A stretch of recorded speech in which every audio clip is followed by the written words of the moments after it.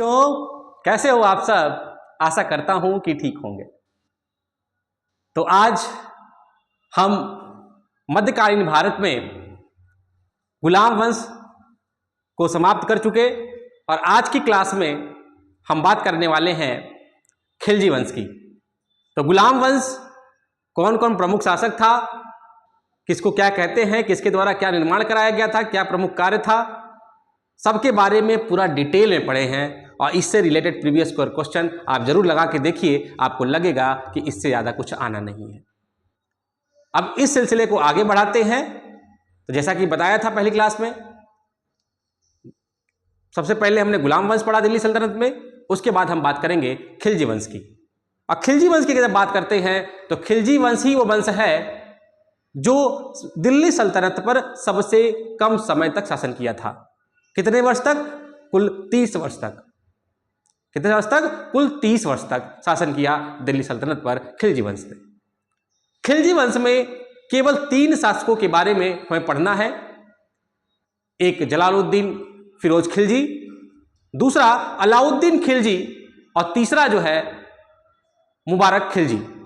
इन तीनों खिलजियों में जो सबसे महत्वपूर्ण है वो है अलाउद्दीन खिलजी। अलाउद्दीन खिलजी खिलजी वंश का सबसे प्रमुख शासक, सबसे प्रतापी शासक है और उसके द्वारा बहुत ही निर्माण कार्य किया जाएगा दिल्ली में, जिसको हम डिटेल में पढ़ेंगे अभी।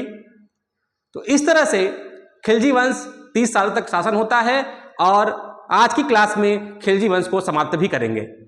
3 शासक जलालुद्दीन खिलजी, अलाउद्दीन खिलजी और मुबारक खिलजी के बारे में हम डिटेल में बात करेंगे। चलिए समय नहीं गवाते हैं, क्लास को स्टार्ट करते हैं। तो बात करें खिलजी वंश की। खिलजी वंश का जो शासक, सबसे पहले आप लोग एक बार स्क्रीनशॉट ले लीजिए जिससे आप नोट्स बनाने में आसानी हो। चलिए, तो खिलजी वंश की बात हो रही है और जो खिलजी वंश है बेटा 1290 ईस्वी से लेकर 1320 ईस्वी तक कहां पे शासन करता है? दिल्ली सल्तनत पर शासन कर रहा है। ठीक है, खिलजी वंश पढ़ रहे हैं तो लास्ट अगर पूछेगा कि गुलाम वंश का अंतिम शासक कौन है, तो गुलाम वंश का अंतिम शासक कैमूर्स की जो हत्या कर दी जाती है, किसके द्वारा? जलालुद्दीन फिरोज खिलजी के द्वारा। उसके बाद खिलजी वंश की स्थापना की जाती है। जो खिलजी लोग हैं वो भी क्या है बेटा? ये तुर्क मुसलमान है। ये चीज क्लियर हो रही है? क्या है? तुर्क मुसलमान हैं और ये आते हैं गुलाम वंश के बाद दिल्ली सल्तनत पर, और जिसमें 3 शासक हैं, एक फिरोज खिलजी, दूसरा जो है अलाउद्दीन खिलजी और तीसरा है मुबारक खिलजी। जो जलालुद्दीन खिलजी है उसको क्या कहते हैं बेटा? खिलजी वंश का संस्थापक। तो खिलजी वंश के संस्थापक की बात हो तो खिलजी वंश के संस्थापक का नाम क्या है बेटा? वो है जलालुद्दीन खिलजी। ये शासन करता है जलालुद्दीन खिलजी 1290 से 1296 ईस्वी तक। कहां पे? भारत में, दिल्ली सल्तनत पर।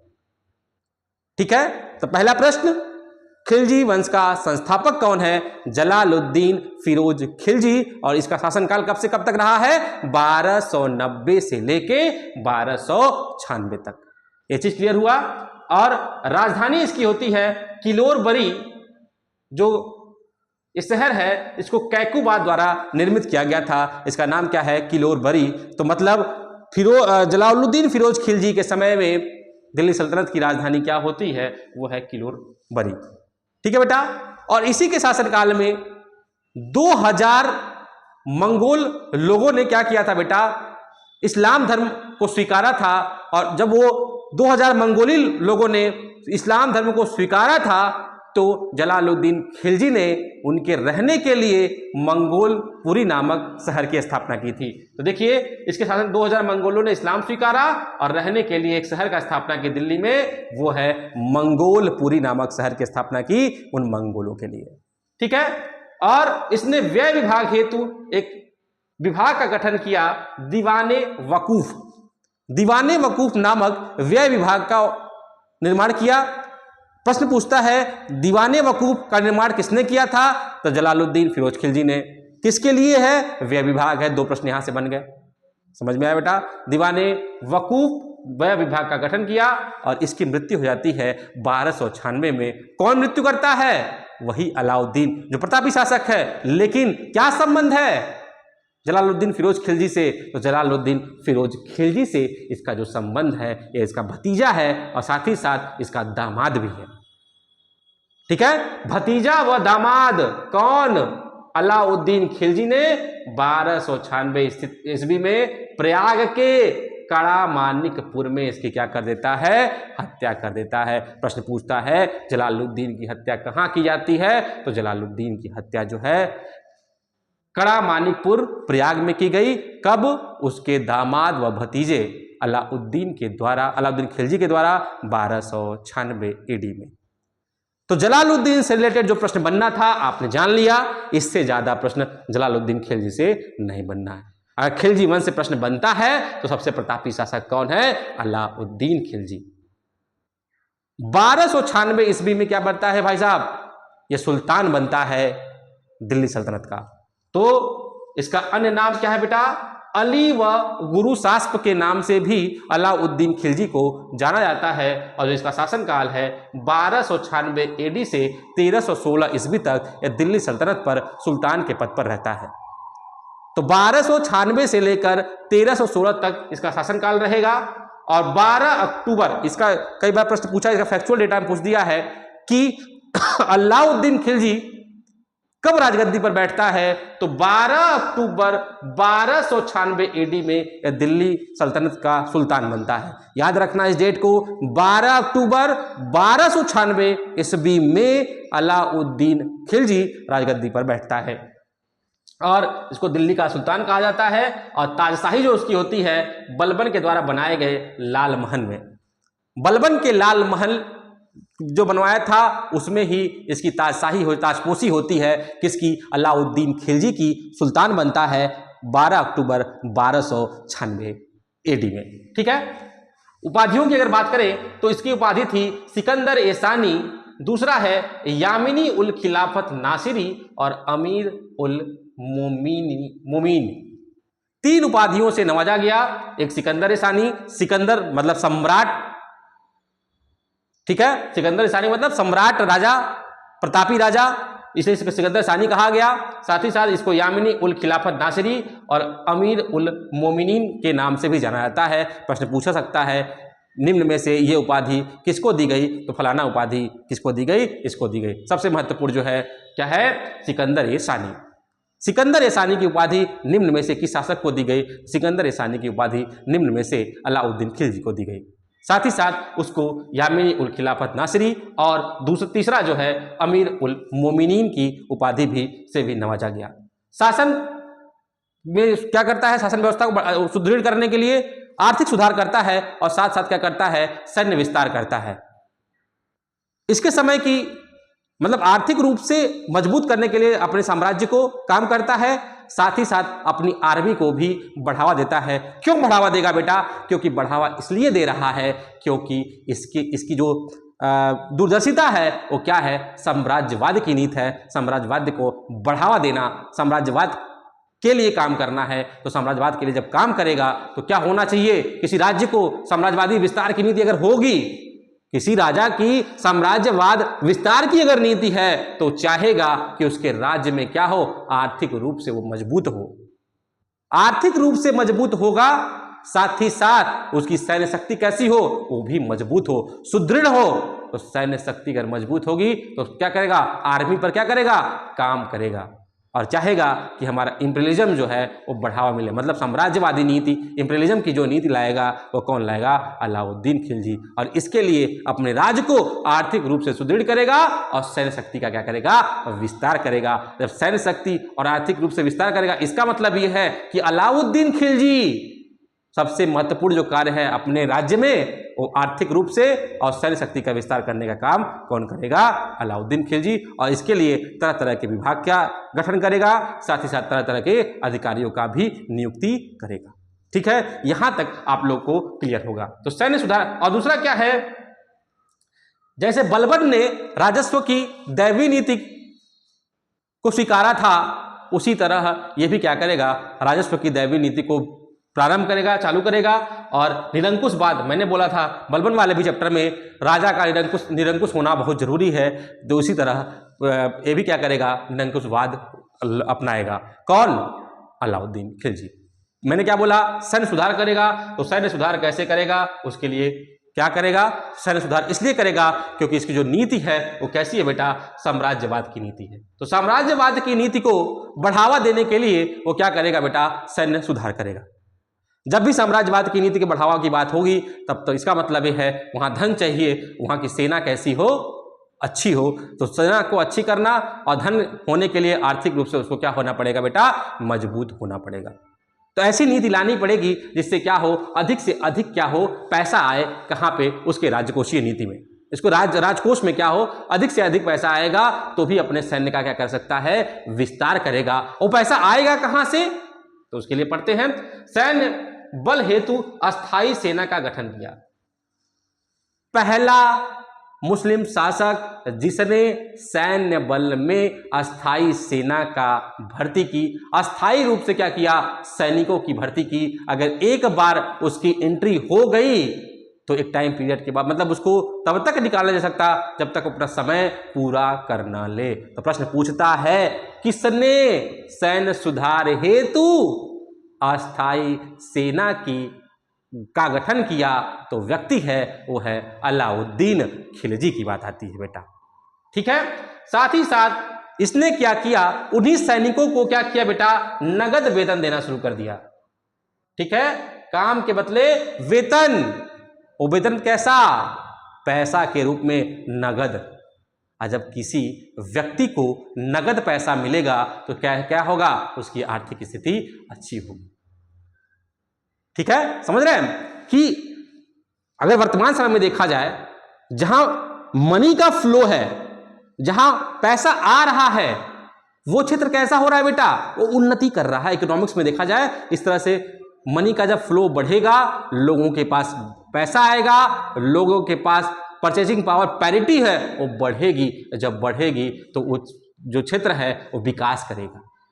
तो डिमांड और सप्लाई की बात वहां आएगी, डिमांड सप्लाई को भी मैनेज करना पड़ेगा। तो इकोनॉमिक्स की बात है वर्तमान समय में, लेकिन उस समय भी अगर इकोनॉमिक्स की तरह से देखा जाए कि अगर नगद वेतन मिल रहा है किसी सैनिक को और वो अस्थायी रूप से सेना में कार्य कर रहा है, तो वो कैसे काम करेगा, अच्छे से काम करेगा, दिल लगा के काम करेगा, और उसके पास पैसा होगा तो क्या करेगा, चीजों को खरीदेगा। ठीक है, इसके लिए क्या करेगा फिर अलाउद्दीन खिलजी, फिर करेगा हुलिया व दाग प्रथा का भी प्रचलन प्रारंभ करेगा। बेटा दो प्रथाओं का प्रचलन प्रारंभ किया।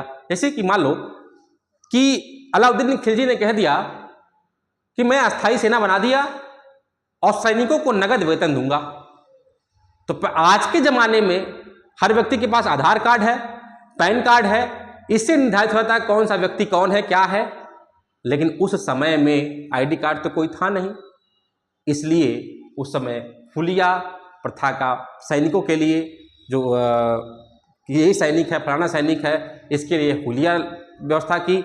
और जो उसका घुड़सवार जो है, जो उसका घोड़ा है, उस पर क्या करता था, एक स्टैंप लगाता था, एक दाग लगाता था, उसके द्वारा पहचान होती थी ये घोड़ा जो है इसका है, ये सैनिक इस पर क्या करता है, काम करता है। और उसी हिसाब से उसका जो मेहनताना है उसको नगद रूप में उन सैनिकों को देता था। ठीक है, तो हुलिया और दाग प्रथा का प्रचलन किसके द्वारा किया गया, तो हुलिया व दाग प्रथा का प्रचलन अलाउद्दीन खिलजी के द्वारा किया गया। ठीक है, किसके लिए, सैन्य शासन विस्तार के लिए। समझ में आ रहा है बेटा। नेक्स्ट आता है दशमलव प्रणाली पर क्या करते हैं, ये सैन्य बल का गठन करते हैं। दशमलव प्रणाली मंगोलों के में भी सिस्टम था, मंगोलों ने भी अपनी जो सेना बनाई थी वो दशमलव प्रणाली बनाई थी, अर्थात 10, 100, लाख, हजार, इस तरह से 10 के मल्टीपल में जो है वो क्या बनाएंगे, सेना बनाएंगे, विस्तार करेंगे। समझ में आ रहा है। तो दशमलव प्रणाली पर सैन्य बल का गठन किया। प्रश्न पूछेगा इसके पहले कौन कर चुका है, तो दशमलव प्रणाली पर सेना का गठन कौन कर रहा है बेटा, मंगोल। क्योंकि मंगोल सबसे ज्यादा मंगोल का आक्रमण जो होगा बेटा ये अलाउद्दीन खिलजी के शासनकाल में ही होगा, और वही जो है उनके इस आक्रमणों का मुंह तोड़ जवाब देगा अलाउद्दीन खिलजी। ठीक है बेटा। नेक्स्ट आते हैं आर्थिक सुधार की बात करेंगे, और जो आर्थिक सुधार की जो जानकारी हमको मिलती है वो है तारीखे फिरोजशाही में। कहाँ मिलती है, तारीखे फिरोजशाही में। और उसका आधार क्या है, क्यों आर्थिक सुधार किया जाएगा, क्योंकि साम्राज्यवादी नीति है और अधिक से अधिक राजकोष की प्राप्ति पर जोर देना है, इसलिए आर्थिक सुधार किया जाएगा। मतलब आर्थिक सुधार इसलिए किया जाएगा, उसका आधार क्या है कि साम्राज्यवादी नीति को बढ़ावा देना है और साथ ही साथ राजस्व में जो जमा है उसको बढ़ाना है। तो हम क्या करेंगे, हम आर्थिक सुधार करेंगे और इस सुधार के लिए क्या करेगा, वो राजस्व नीति का पालन करेगा और राजस्व नीति में क्या करेगा, भूमि के पैमाइश पर कर निर्धारित कर देगा। भूमि के पैमाइश पर मतलब यदि कोई व्यक्ति भूमि की पैमाइश कराता है तो उसको क्या देना पड़ेगा, कर देना पड़ेगा और उसके प्राप्त जो धन है वो कहाँ जाएगा, राजस्व में जाएगा। और जो इकाई है उसका, जो भूमि है उसकी इकाई क्या कर दिया, बिस्वा या बिस्पा कहते हैं इसको। जैसे वर्तमान समय में बिस्वा, बीघा, एकड़ होता है ना, हेक्टेयर, उसी तरह जो उस समय की इकाई थी वो क्या थी, बिस्पा थी। और उसके लिए विभाग बनाया बेटा, 2 विभाग किया। कर विभाग के लिए दीवाने मुस्त खराज, ठीक है। दीवाने मुस्त खराज किसके लिए प्रसिद्ध है, दीवाने मुस्त खराज किसके समय में आया, अलाउद्दीन खिलजी के समय में। और दीवाने मुस्त खराज जो है कर के लिए एक विभाग बनाया गया, दीवाने मुस्त खराज। दीवाने मुस्त खराज किसके लिए, कर के लिए। किसके द्वारा विभाग का निर्माण किया गया, अलाउद्दीन खिलजी के द्वारा। और आर्थिक सुधार के लिए इसने क्या किया, दीवाने रियासत। दीवाने रियासत 2 चीज, दीवाने मुस्त खराज, दीवाने रियासत, किसके लिए, आर्थिक सुधार के लिए इसने विभाग की गठन किया था। पहला विभाग कौन है बेटा, एक कर का नियंत्रण करता था और दूसरा विभाग आर्थिक सुधार की बात करता था। दीवाने मुस्तखराज कर और दीवाने रियासत क्या है बेटा, वो आर्थिक है। यही नहीं, एक ऐसा प्रतापी शासक है जो पैसे के साथ साथ जो बाजार नियंत्रण पर भी क्या करता है, बल देता है। तो निम्न में से दिल्ली सल्तनत के शासकों में से किसने बाजार नियंत्रण प्रणाली का प्रारंभ किया, तो व्यक्ति है बेटा, बाजार मूल्य नियंत्रण प्रणाली की व्यवस्था करता है। कौन करता है, वो अलाउद्दीन खिलजी है। अलाउद्दीन खिलजी के द्वारा सर्वप्रथम बाजार मूल्य नियंत्रण प्रणाली की शुरुआत की गई थी। और कारण क्या था, साम्राज्यवाद की नीति जो पहले बता चुका हूं, और कम वेतन पर बड़ी सेना रखना। ठीक है, जब बाजार नियंत्रण कर लेगा, कम वेतन पे जब बाजार नियंत्रण करेगा, इसका मतलब क्या है, उस बाजार में जो सैनिक है उनके वेतन के हिसाब से चीजें मिलेंगी, चीजों का कॉस्ट होगा। जैसे मान लीजिए वर्तमान समय में अगर मैं कोई बाजार है उसमें मैं सरकार की पर पाबंदी लगा दूं, सरकार पाबंदी लगा दे, ये सामान मेरे द्वारा जो लगाया जाएगा पैसा उसी पे आपको बेचना है, तो जो प्राइवेटाइजेशन वाले जो मनमानी होती है लोगों की, वो क्या हो जाएगी, रुक जाएगी बाजारों में। जैसे गेहूं 30 रुपए किलो है और सरकार ने बोल दिया कि आपको 10 रुपए ही बेचना है इस बाजार में कीमत में, तो आपको बेचना पड़ेगा। इससे क्या होगा, भले वो 30 रुपए का था, 20 रुपए का वहन सरकार कर रही है, लेकिन 10 रुपए में लोगों को मिल रहा है, तो 30 रुपए का सामान 10 रुपए मिलना, इसका मतलब सस्ता होना। जब चीजें सस्ती होंगी तो उसका वेतन भी कम कर सकते हैं। तो कोई महंगाई नहीं बढ़ेगी तो वेतन कम कर सकते हैं, तो दिक्कत नहीं होगी। इसलिए कम वेतन पर क्या करना, इसका है बड़ी सेना का निर्माण करना। इसके लिए क्या करना पड़ेगा, बाजार मूल्य नियंत्रण व्यवस्था को फॉलो करना पड़ेगा। और इसकी जानकारी हमें मिलती है तारीख फिरोजशाही। तारीख फिरोजशाही किसने लिखी थी बेटा, जियाउद्दीन बरनी। मिलाने वाले प्रश्न पूछ देता है तारीख फिरोजशाही का संबंध किससे है, तो वो है जियाउद्दीन बरनी। दूसरे हैं खजाइनुल उल फतह। एक किताब है खजाइनुल उल फतह, किसके द्वारा लिखी गई, अमीर खुसरो के द्वारा लिखी गई है। और इसमें भी क्या जानकारी मिलती है, आर्थिक सुधार की, बाजार नियंत्रण प्रणाली की, बाजार नियंत्रण मूल्य नियंत्रण व्यवस्था की जो है किसमें मिलती है, खजाइनुल उल फतह में, जो किसके द्वारा लिखी गई है, अमीर खुसरो के द्वारा लिखी गई है। और तीसरी किताब है फुतुह उस सलातीन है, और जो किसके द्वारा लिखी गई है, इसाकी के द्वारा। 3 लोग हैं, तो फुतुह उस सलातीन किसके द्वारा ली गई, इसाकी के द्वारा, और खजाइनुल उल फतह है अमीर खुसरो के द्वारा, और तारीख फिरोजशाही जियाउद्दीन बरनी के द्वारा। किसकी जानकारी मिलती है, उस समय की जानकारी, बाजार मूल्य नियंत्रण व्यवस्था की जानकारी हमें इस स्रोतों से मिलती है। तरह तरह के उस टाइम में जो लेखक हैं उन्होंने इसको लिखा है।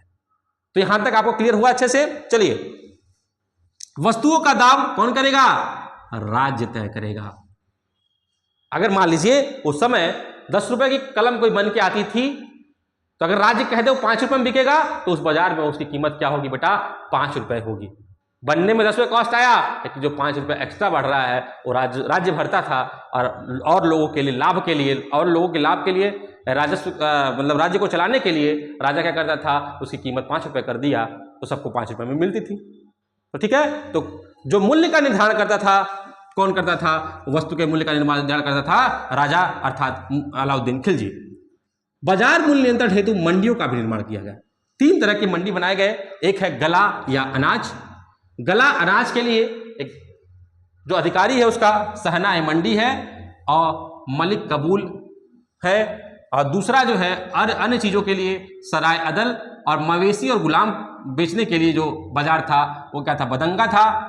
दूसरा क्या था, अन्य सामान के लिए सराय अदल था। और गल्ला और अनाज, गला नहीं गल्ला है ये बेटा, गल्ला और अनाज के लिए एक मंडी थी, और इसका जो प्रमुख था वो क्या कहता है, सहना-ए-मंडी।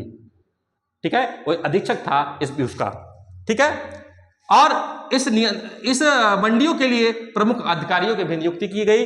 प्रमुख अधिकारी में सहना-ए-मंडी की बात होती है, कौन है बेटा, ये बाजार अधीक्षक है। वरीद मुनहियर जो है ये क्या है, गुप्तचर है, इसका सीआईडी है, गुप्तचर है। ठीक है, तो वरीद व मुनहिर जो है गुप्तचर है, गुप्तचर का काम करता था। और नाजीर जो है, उस समय का जो नाजीर का पद होता था वो कौन अधिकारी है, नाप तौल अधिकारी। जो बाट माप निरीक्षक की बात होती है वर्तमान समय में, तो नाप तौल करने के लिए एक विभाग की स्थापना है, और उसका जो अधिकारी होता था वो होता है, नाजीर होता था। ठीक है, नाप तौल विभाग की स्थापना हुई थी। नाप तौल अधिकारी कौन था, नाजीर था। और परमिट के लिए, अपने सामान के परमिट के लिए या अपने व्यापार के परमिट लेने के लिए परवाना नवीस से क्या करना था, मतलब परवाना नवीस से आपको अनुमति लेनी पड़ती थी, परमिट लेनी पड़ती थी। वो कौन है अधिकारी, परवाना नवीस थे। और महात्स्यु जो है वो क्या है, सेंसर बोर्ड। उस समय भी सेंसर बोर्ड काम करता था, उसके समय भी सेंसर था। और सेंसर के लिए कौन था बेटा, महात्स्यु कौन है, सेंसर बोर्ड का अधिकारी है। ठीक है, सहना-ए-मंडी बाजार अधीक्षक, वरीद या मुनहियर गुप्तचर, नाजीर नापतोल अधिकारी, परवाना नवीस परमिट, महासित्व सेंसर। एक बार इस चारों को अच्छे से याद करके मिलाने वाले प्रश्न में भी कई बार पूछा जाएगा आने वाले एग्जामिनेशन में, जिसको अच्छे से आप लोग पढ़ लीजिएगा बेटा। ठीक है, चलिए अब बात करते हैं। इसी के समय में मंगोलों का सबसे ज्यादा आक्रमण हुआ था, और यही प्रतापी राजा है जिसने मंगोलों का मुंहतोड़ जवाब दिया था। इसी के समय में मार्को पोलो, यहां देखो उत्तर भारत दिल्ली में किसका शासन है, अलाउद्दीन खिलजी का। मार्को पोलो आ रहा है कहां पे, दक्षिण वाले हिस्से में, जहां पांड्यों का शासन था, वहां पे आ रहा है मार्को पोलो। लेकिन प्रश्न पूछता है कि जब मार्को पोलो इटली से आया था भारत में, तो दिल्ली में किसका शासन था, तो दिल्ली में शासन था अलाउद्दीन खिलजी का। दिल्ली सेंटर में बेटा, इसे दिल्ली की बात आएगी। तो मार्को पोलो के समय में ऐसा पूछे, मार्को पोलो के समय में दिल्ली सल्तनत का शासक कौन था, वो शासक था बेटा अलाउद्दीन खिलजी। समझ में आ गया। नेक्स्ट आते हैं, साम्राज्यवाद की विस्तार करने के लिए इसने क्या किया, अपने गुलाम मलिक काफूर को क्या भेजा बेटा, दक्षिण के अभियान के लिए भेजा। अब अपने नहीं जा रहा है, अपने गुलामों को भेज रहा है। इसका गुलाम कौन है उस टाइम, मलिक काफूर की बात हो रही है। और मलिक काफूर ने विजय प्राप्त की देवगिरी, दक्षिण में देवगिरी और वारंगल आदि पर विजय प्राप्त की। मलिक काफूर के द्वारा देवगिरी और वारंगल क्षेत्र पर विजय प्राप्त की गई। किसके शासनकाल में, अलाउद्दीन खिलजी के शासनकाल में। ठीक है, तो साम्राज्यवाद का विस्तार किया इसने। नेक्स्ट आता है चित्तौड़ अभियान। 1303 में इसके द्वारा चित्तौड़ अभियान छेड़ा जाता है, और किसके द्वारा, मलिक काफूर के द्वारा। और उस समय वहां का राजा कौन है, राजा रतन सिंह, और उनकी पत्नी कौन है, रानी पद्मावत। और पद्मावत एक रचना है, पद्मावत जायसी के द्वारा लिखी गई, मलिक मोहम्मद जायसी के द्वारा रचना की गई। किसकी, पद्मावत की। ये भी याद रखेगा, प्रश्न पूछता है पद्मावत की रचना किसके द्वारा की गई, मलिक मोहम्मद जायसी के द्वारा की गई। ठीक है, अब लास्ट जो शासक है बेटा किसका, खिलजी वंश का, वो है मुबारक खिलजी। मुबारक खिलजी, इसका शासनकाल होता है 1316 से 1320 तक। अलाउद्दीन खिलजी के बाद सबसे अयोग्य शासक बात कहें, खिलजी वंश का सबसे अयोग्य शासक की बात करें कौन है, तो अयोग्य शासक जो है मुबारक खिलजी है। यह खुद को अपना खलीफा बोलता है, खुद को खलीफा की घोषित कर देता है, और साथ ही साथ क्या करता है बेटा, ये स्त्रियों का कपड़ा पहनकर घूमता है। मतलब अपने दरबार में स्त्रियों का कपड़ा पहन घूमता है। एक ऐसा शासक है, इसलिए क्या कहेंगे, सबसे कबाड़। और खिलजी वंश का सबसे कमजोर शासक है तो कौन होगा बेटा, वो होगा मुबारक खिलजी। ठीक है, स्त्री का वस्त्र पहनता और इसने उल इमाम खिलाफत उल्लाह की उपाधि भी क्या की, धारण की।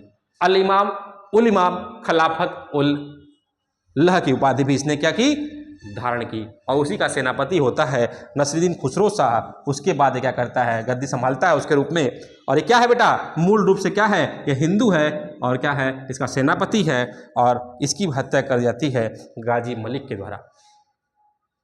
ठीक है, निरंकुश शासक जो है बहुत कमजोर है। उसके बाद उसका मलिक कौन आएगा, इसके बाद नसीरुद्दीन खुसरो शाह आएंगे और नसीरुद्दीन खुसरो शाह को गाजी मलिक के द्वारा इसकी मृत्यु कर दी जाएगी। और ये क्या है, सेनापति है। और कैसा सेनापति है, हिंदू है ये, हिंदू। और गाजी मलिक के द्वारा इसकी क्या कर जाएगी, हत्या कर दी जाएगी। और वहीं से क्या होगा बेटा, 1320 में तुगलक वंश की स्थापना होगी। ठीक है बेटा, यहीं से क्या होगी, तुगलक वंश की स्थापना होगी। तो अभी तक जो सिनेरियो था जलालुद्दीन खिलजी से लेकर मुबारक खिलजी तक, जिसमें सबसे प्रतापी शासक अलाउद्दीन खिलजी के बारे में हम लोगों ने डिटेल में पढ़ा, उससे रिलेटेड प्रश्न भी आते हैं, सबसे ज़्यादा उससे रिलेटेड प्रश्न आते हैं। ठीक है, और एक चीज़ और छूट गई, उस समय की वास्तुकला की बात करें तो अलाउद्दीन खिलजी के द्वारा अलाई दरवाजा दिल्ली का निर्माण कराया गया। और यही वो अलाई दरवाजा है जिसे इस्लामी वास्तुकला का क्या कहते हैं बेटा, चमत्कार कहते हैं। अलाई दरवाजा कहाँ स्थित है, दिल्ली में है। किसने बनवाया था, अलाउद्दीन खिलजी ने। और यह क्या है, इस्लामी वास्तुकला का चमत्कार का संज्ञा दी जाती है। किसको, अलाई दरवाजा दिल्ली को अलाउद्दीन खिलजी के द्वारा बनवाई गई। इसी के साथ इसने क्या किया, सीरी का किला बनाया दिल्ली में, हजारा खंबा महल का निर्माण किया दिल्ली में, और जैमत खाना मस्जिद का भी निर्माण किया। हजार खंबा महल, जैमत खाना मस्जिद और सीरी का किला दिल्ली में बनाया। साथ ही साथ अलाई दरवाजा का भी निर्माण अलाउद्दीन खिलजी ने दिल्ली में ही किया। और वही अलाई दरवाजा है जिसको इस्लामी वास्तुकला का चमत्कार की संज्ञा दी जाती है। तो अलाउद्दीन ने आर्थिक सुधार के साथ साथ कई सारे वास्तुकार का भी काम किया है, कई सारे क्या कहते हैं, मोनुमेंट्स का भी निर्माण कराया था, शहर का भी निर्माण कराया, सीरी का किला बनवाया इसने। समझ में आ रहा है? तो अलाउद्दीन खिलजी अपने आप में एक प्रतापी शासक है। तो इससे रिलेटेड प्रश्न कई बार पूछे गए हैं और आने वाले एग्जामिनेशन में हमेशा पूछे जाएंगे। इसलिए आप लोग इसको, पूरे खिलजी वंश को, बहुत छोटा शासनकाल है, बहुत कम शासक हैं, इसलिए महत्वपूर्ण है, आप लोग इसको अच्छे से पढ़िए। और मैंने पूरा फैक्ट आज खिलजी वंश समाप्त कर दिया। नेक्स्ट क्लास में हम क्या बात करेंगे बेटा, तुगलक वंश की बात करेंगे। इसमें मोहम्मद बिन तुगलक सबसे प्रतापी, तुगलक वंश में मोहम्मद बिन तुगलक सबसे प्रतापी शासक हो जाएगा, उसके बारे में भी बात करेंगे। तो यहाँ तक आशा करता हूँ कि आप लोगों को बहुत अच्छे से समझ में आएगा। और आप लोगों को अगर कोई सजेशन हुआ करे तो आप लोग कमेंट बॉक्स में बताइए। और ऐसा लगता है कि जीएस के और भी सेगमेंट को, लूसेंट को छोड़ को पढ़ाया जाए, तो एक बार कमेंट बॉक्स में आप कमेंट करिएगा। कमेंट करिएगा तो हम हर जो टॉपिक आपको समझ में नहीं आ रहा है, अगर एक पर्सनल कोई टॉपिक भी होगा उसका भी अलग से मैं क्लास ले सकता हूँ। तो जीएस के किसी भी पार्ट में आपको कठिनाई आ रही है तो आप लोग कमेंट बॉक्स में लिख के बता दीजिए। मेरी कोशिश रहेगी मैं उससे रिलेटेड क्लास आप तक मौजूद कराऊं, आपको अच्छे से समझा के उसकी क्लास कराऊं। ठीक है, तो आप लोग अच्छे से पढ़िए, स्वस्थ रहिए, मस्त रहिए। जय हिंद, जय भारत। और अच्छा लगे तो इसको क्या करिए, लोगों तक शेयर करिए और लाइक करना ना भूलें। धन्यवाद।